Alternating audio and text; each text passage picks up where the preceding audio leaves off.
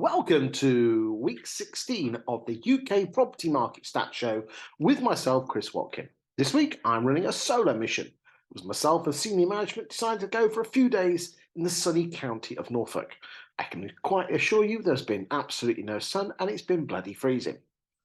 That means because I'm on holiday, I'm only doing a solo mission on this particular show, and it will be a shortened show because I've got tea to cook for senior management after this.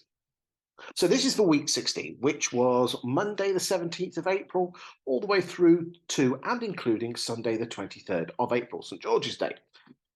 So let's have a look at the stats and we'll just dive straight in. Let's go and have a look, boys and girls, at the stats.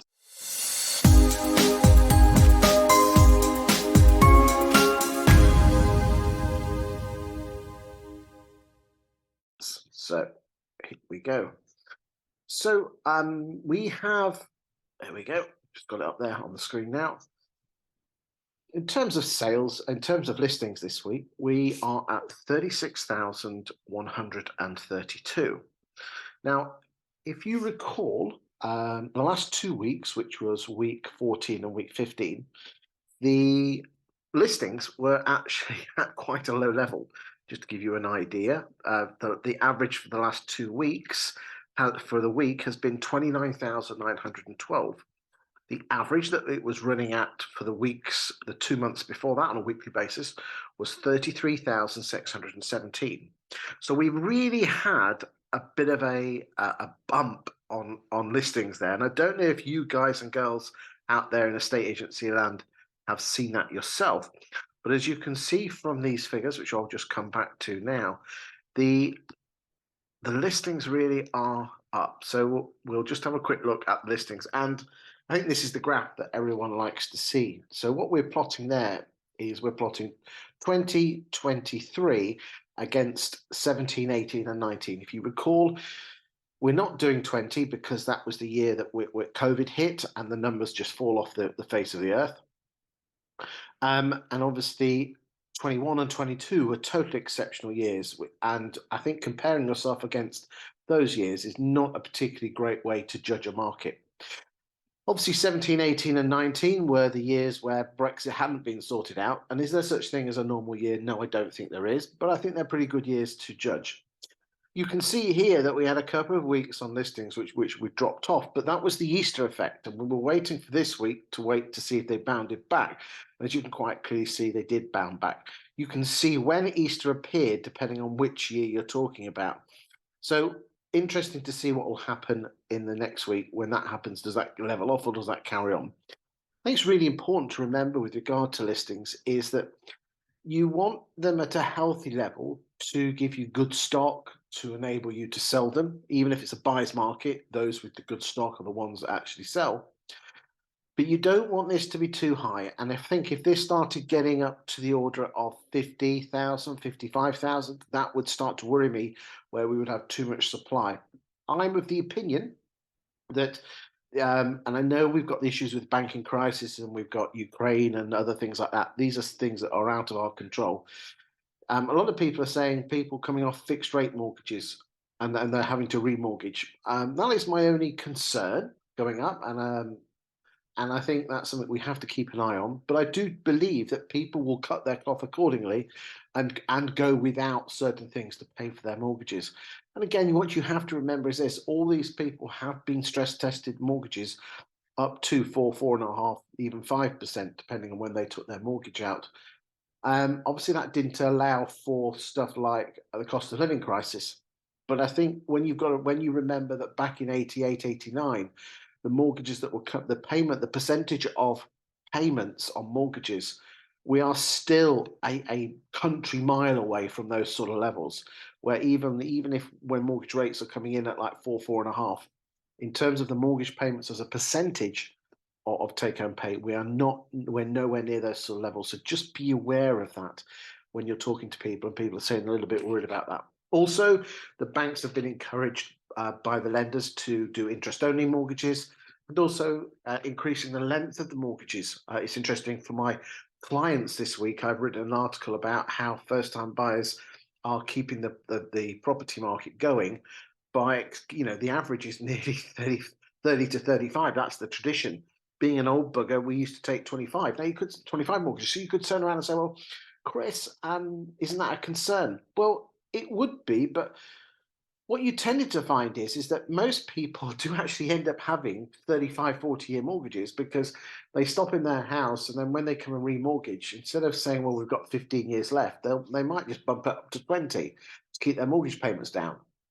And this has been happening since the 80s. So, you've got to be aware of it, but not particularly concerned about it. These are the average cumulative listings to date. And as I said, we're up to 503. Comparing ourselves with 21-22, we have got more listings. Again, we just got to make sure that they're not too much. 2020 all fell off the face of the earth. And again, they just show you that in terms of that. You can quite clearly see here that in 2020, for this week 16, there was only 3,663 new listings. Let's moving on. Let's go and look at price changes. So again, it just shows that the estate agents are working their stock at 20,484 price changes. And the average price of a property being changed is 401. Interestingly, when we compare that to last week, the average price of a property being reduced was 388, 395 the week before, 512 the week before that, and 402. Let's carry on and look at some other stats which could be of interest to you boys and girls. So let's go back. There we go. Number of sale agrees this week, 24,907. So you're going to say, well, yeah, that looks all right. But compared to 21 and 22, that looks a bit average. But of course it's average. 21 and 22 were mega years. Let me just share this with you. Let's go and change the screens here, and I'll go to the magical spreadsheet of awesomeness. Okay, let's just have a look. Where is it? Do you know? Should be able to see that. There we go. Don't know what's happening there, boys and girls. We'll get to that sorted in a second. Okay. Well, you're just going to have to trust me on this one, okay?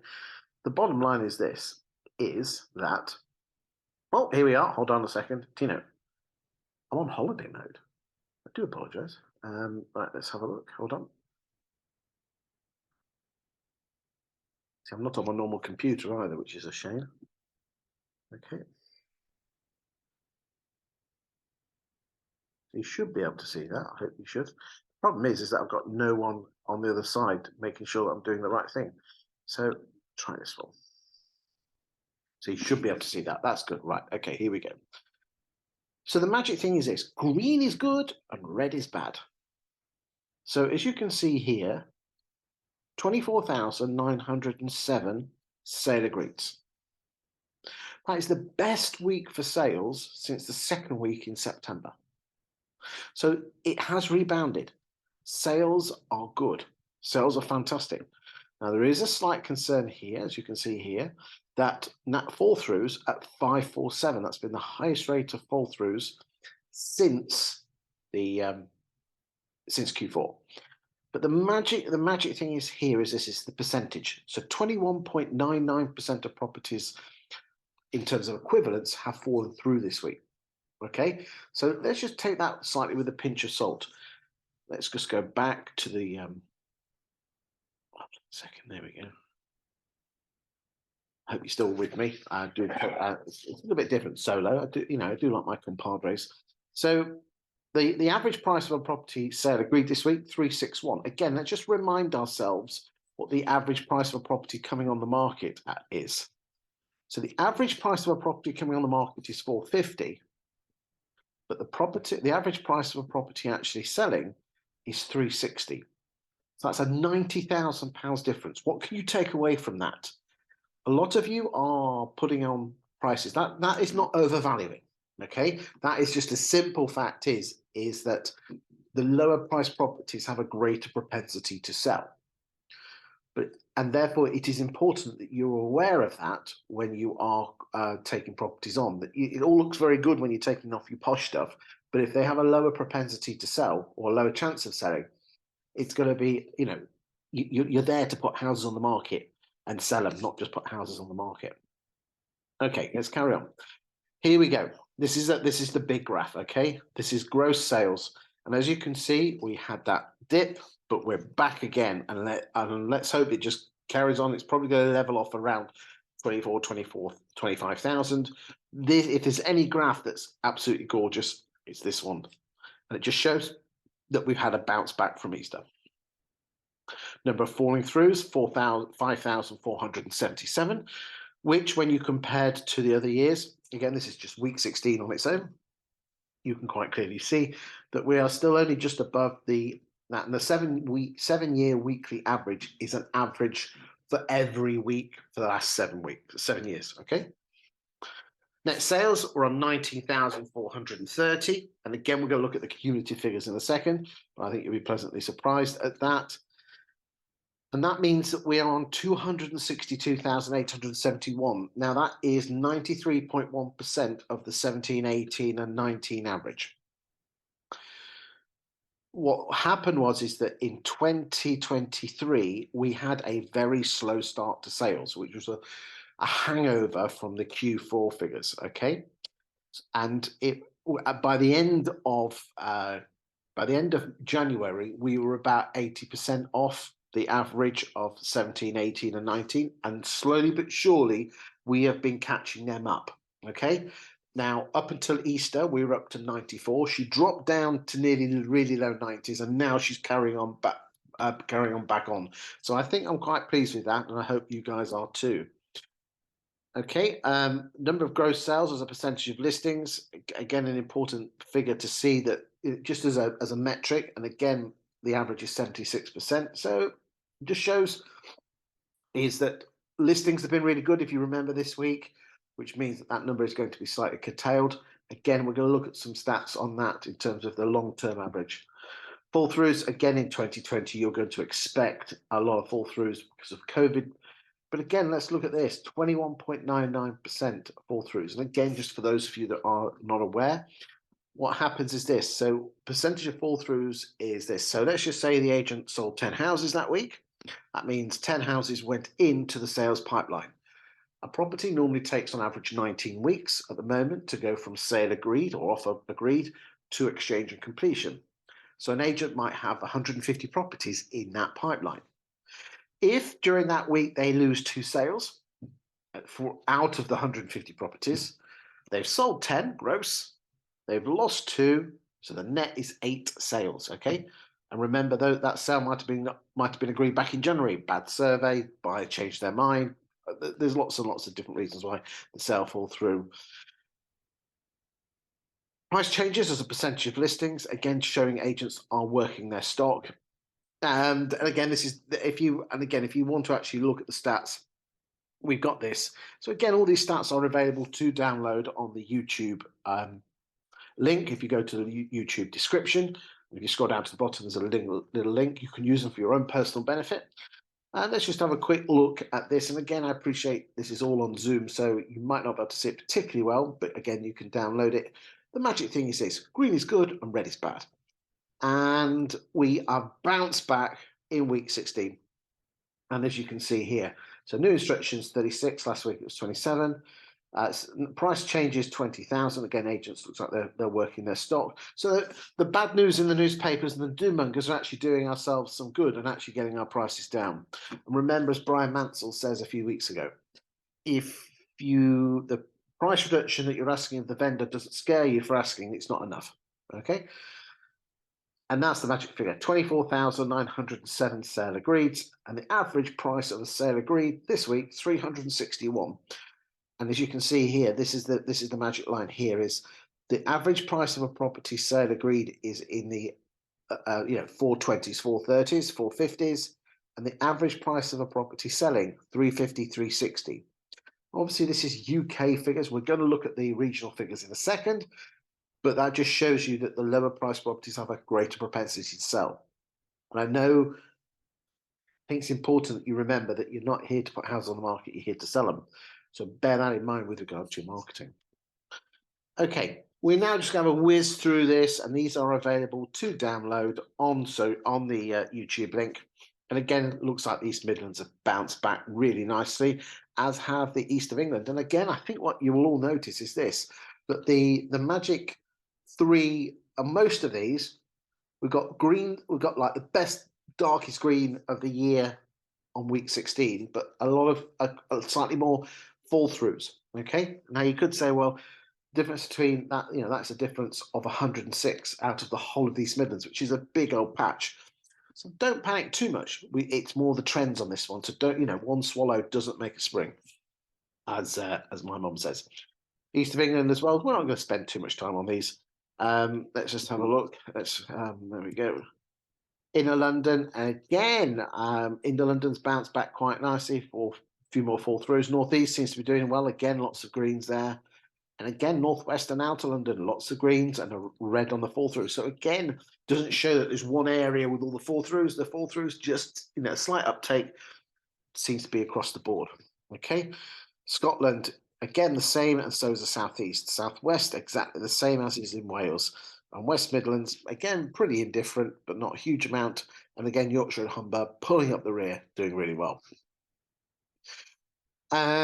These are really geeky stats, and again, people can download them. I don't want to bore people to death on this, unless if you particularly want me to go through any of these in greater detail, please put your notes in the YouTube comments. Cumulative to date, and again, we've only done some graphs on listings and gross sales with those magical pink lines. Again, have a look at these to your heart's content. So really, fundamentally, boys and girls, is that the Easter week has been and gone. We've all eaten our Easter eggs and we're back on, and listings are going well. Price reductions, you're all working your stock. And finally, sales are back to the very best week that there was before September. And even then, there aren't that many weeks, standalone weeks in 22, which beat this. Now, that's not to say that you shouldn't take the foot off the pedal with regard to your price reductions, but just be aware that the doom-mongers and what they're saying is not the case. That doesn't mean it will not change, and you have to be realistic with your pricing. But I just wanted to put a smile on your face and just tell you the truth of exactly what's happening in the market. Right, now moving on, we like to go to a city or town, and today I have chosen to go to sunny Croydon, which is in South London, and it is, I believe, a city in its own right, if memory serves you well. So let us go to Croydon and find out exactly what's been happening there with regard to the market. For the purposes of this, let's just have a look. Is that not working? What do you know? When you don't have your own computer. Let's have a look.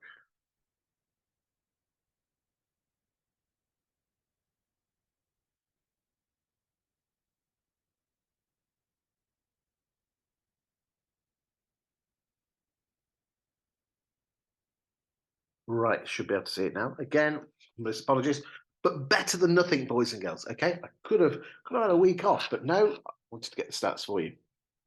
So for the purpose of this, we're using the Insights 20EA platform, which is a platform which is available to estate agents for you to use. So what I'm showing you now, I have the access to the whole of the country. You can have access to this for your own particular postcodes. And this particular, because 20EA have a number of products, this is called their Insights platform. And to be honest with you, it is absolutely cheap as chips. I'm not being paid to say that. I just think it's bloody good value for money, and I'm a fanboy. But as I said, not being paid, you must go and speak to the boys and girls out there for these stats. But these stats are absolutely amazing. It makes Rightmove Plus look like, well, it's good, but it ain't as good as this, boys and girls. So, fundamentally, for the purpose of this, we're using Croydon 01, which is CR0 and CR2. We are looking, we default back to January 2021, and we can quite clearly see that in terms of new instructions, Bairstow Eves are the bad boys. Let's just have a quick look at what Bairstow Eves have been doing with their new instructions. Bairstows, I believe, have 4 offices in this patch. And I did actually speak with a very nice young gentleman called Elliot at one of their Croydon offices. Very switched on chap. Now, I believe that Bairstows have been really, really strong in Croydon over these years. And you've got some absolutely amazing stats. Normally, the corporates, how can I say, in these stats, when it comes to saleability, are at the lower end of the range. These guys are really punching, and their stats are really good. So we'll just have a quick whiz here. So in the last, since January the 1st, 21, Best Weaves had 7.88% of the market. And as you can see, they've been up and down all over the place, but fundamentally, they've been hovering around that 8%, okay? Next, we'll go to Streets Ahead, okay? Now, Streets Ahead by Bob Hay, well-known estate agent in the industry, top guy. Let's just have a look, okay? So new instructions, we'll just wait for that to kick in. Don't know what's happening there. I think you can, oh, there we are. I think you quite clearly see here that the average, it looks like it's been on a slight slide there from an average of 8.5, and we're probably hovering here at around the 6 mark. And you can see over the last 2 and a bit years, it's been an average of 6.8%. Okay. Barnard Marcus, let's just have a look at those. They're again pretty steady there at around a 6%. And again, if you draw an average line through that, let's look at Foxtons. Well, Foxtons it looks like they've been improving their market share. Let's go to see the Purple Warriors themselves. Again, hovering around the 4 or 5% mark, and now looks like they're hovering around the 2 or 3% mark, which is again indicative of where Purple Bricks have been in the last few years. Paul Meakin, I believe, are a local estate agent. And again, hovering around the 3% mark. Let's go to Oaks. Okay. Again, pretty average, up and down between the 4, 4.5. Cubitt and West, which are part of a small London corporate estate agency, again, pretty average in terms of level there. And again, let's just ignore this town end, they're just having a bad week that week. Bad month, again, just holding their own. Let's just have a quick look at the agents in terms of price. So we're talking at 417. Let's go look at the prices. So Bairstow's slightly above the average. Streets Ahead, 374. So it looks like they're more chimney pots. Barnard Marcus, 391. Okay, let's go to Foxtons, 457. So again, they look like they're going middle to upper. Purple Bricks, 411, average. Paul Meakins, 433. Oaks, okay, 418. Okay, so that's new instructions. We can go and have a look at sale agreeds and just see how that compares. And again, Best, did you notice on that one that interestingly, Bairstow Eves have got 9.6% of the market for sales in the last 28 months. Streets Ahead 8.1. But if we change that 7, so again, it looks like Bairstow Eves and Streets Ahead are getting a greater proportion of their houses sold, which is nice to see. Let's move on and look at general stock. So Bairstow Eves, again, as you can quite clearly see here, their market share as stock, again, it looks like they had a really good 21, been slowly slogging it back up to around the 8%. Streets Ahead, again, that's a, it would if I'd love to actually, let's just put those two together. It looks like Bairstow Eves have been going slightly upwards, whilst Streets Ahead have been going down. Let's just have a quick look at Barnard Marcus. Okay, and Foxtons. Okay, let's have a look. Now, we're moving on and talking about how an agent in Croydon, how successful are they? And I think, as I said, I keep banging on about this constantly, but it is quite fundamental, is that it's all about how many houses do you put on the market and how many do you actually get sold, okay? And we can quite clearly see here that this is the magic percentage. If it, that's the, and again, I'm not saying, I've said 20 EA, but the gold is in the dirt, okay? You've got to go looking for it. And this is the magic thing, is this. Look, Barnard Marcus, for every house that they put on the market, they will move 39.95% of them. Whilst at Bairstow Eves, 58. Which means that if I was Bairstow Eves and going up against Barnard Marcus, I would be able to say, Mrs. Miggins, you have a 48% greater chance of moving with me compared to compared to Barnard Marcus. That's nothing to do with Barnard Marcus, part of Connell Sequence. Great group. Nothing against them, but the facts are the facts. Okay, Foxtons 29%. Streets ahead at 53. Paul Meekins, again, Paul Meekins, punching really well there at 76.1. Cubitt and West, can never pronounce that, 48. Oaks at 59. HomeWise, they're one of those agents that takes another agent's property and discounts them to sell them to the older generation using like a delayed lifetime mortgage. So we almost got to ignore those figures. Purple Bricks at 70%. So actually, apart from Paul Meekins, Purple Bricks are up there. Townends at 50%. Again, so this is a fantastic platform that when you are in Mrs. Miggins' house and they're actually saying, well, what makes you different? Why should you charge 2%? Well, you can say, well, yeah, you can have a 50% chance of selling more. Again, just consider it. Let's just see how their agents are moving their stock, and we can quite clearly see here that Cubitt and West are moving their stock. 57% of their properties are price reducing, and Townend's 59%. But Bairstow Eves at 47%. Again, well done, boys and girls. I really am impressed with you guys at Bairstow Eves in Croydon. You are acting, you are thinking, and your figures show that you're thinking like a good independent who actually gets the stuff done. So massive well done there. That's really nice to see. Big round of applause for you boys and girls there. Okay, let's go and have a look at what each agent achieves. So again, for the purposes of people who have not watched this show before, what happens is 20EA will look at every one of your listings and will give the property what's called an automated valuation model, or is what we call a ValPal figure. And then they will actually see what you put the house on the market at, and then what you actually sell it for. So again, these are for the listings looking back 12 months. So again, there's going to be a slight amount of overvaluing, rightly so, because you've got to have a bit of reduction. And again, there's something quite nice there. Cubitt and West 3.6. That's a little bit juicy. Nothing wrong with that. Oaks at 2.66. Again, a little bit juicy. Townends 5.8, 5.28. Okay.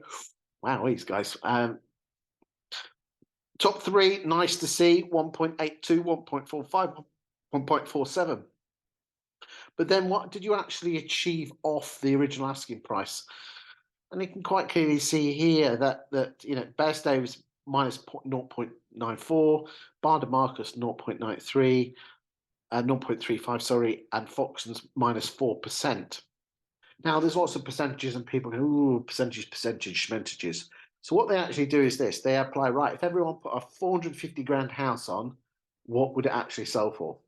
Bairstow's would sell it for 451, Barnard Marcus 454, Foxton's 4370, Streets Ahead 452, Paul Meekins 455, Cubitt and West 469, Oaks 465.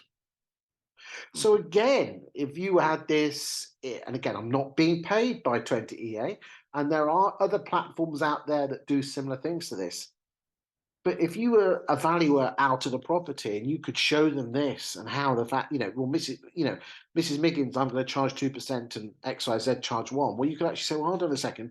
Yes, it might end up costing you an extra £2,000 or £3,000, but I'm going to get you an extra, well, let's just say it was Barnard Marcus versus Foxton's.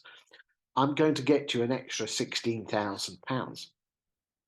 So surely and here's the proof, this is independent. Surely you spending an extra £3,000 means that there's going to be an extra 13 grand in your pocket. Use the power of data to your advantage. I find it fascinating that you are not using this stuff.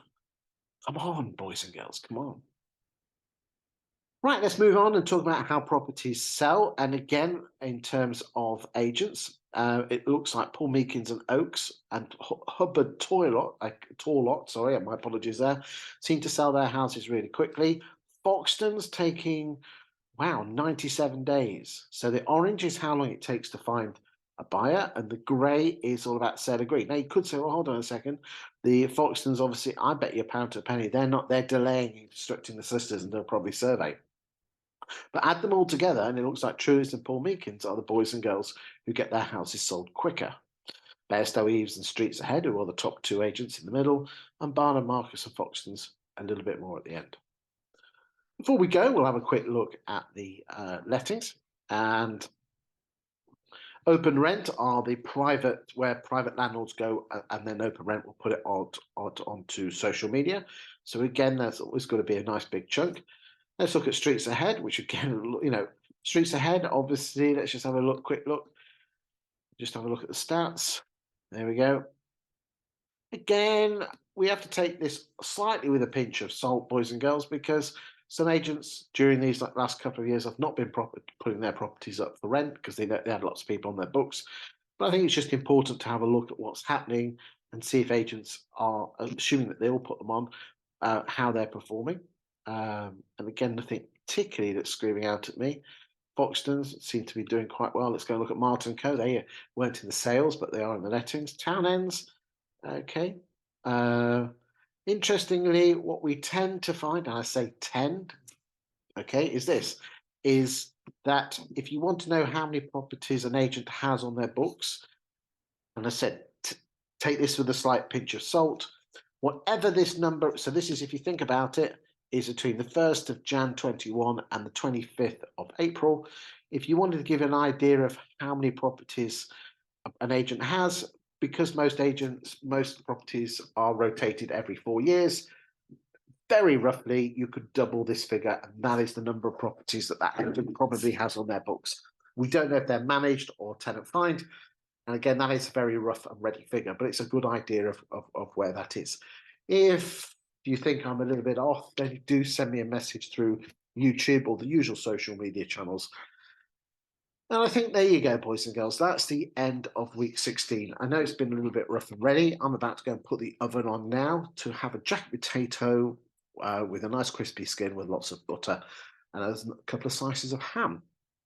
Thank you for your time and effort of watching this. I hope that you continue to enjoy these stats.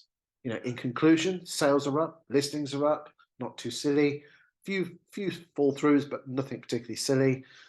Let's have a look and see what happens next week. And thank you for your time and effort of watching. And yeah, thank you very much for your continued support and the nice messages that you sent me. I know a lot of people get a lot of benefit from this. So thank you very much. Chris out.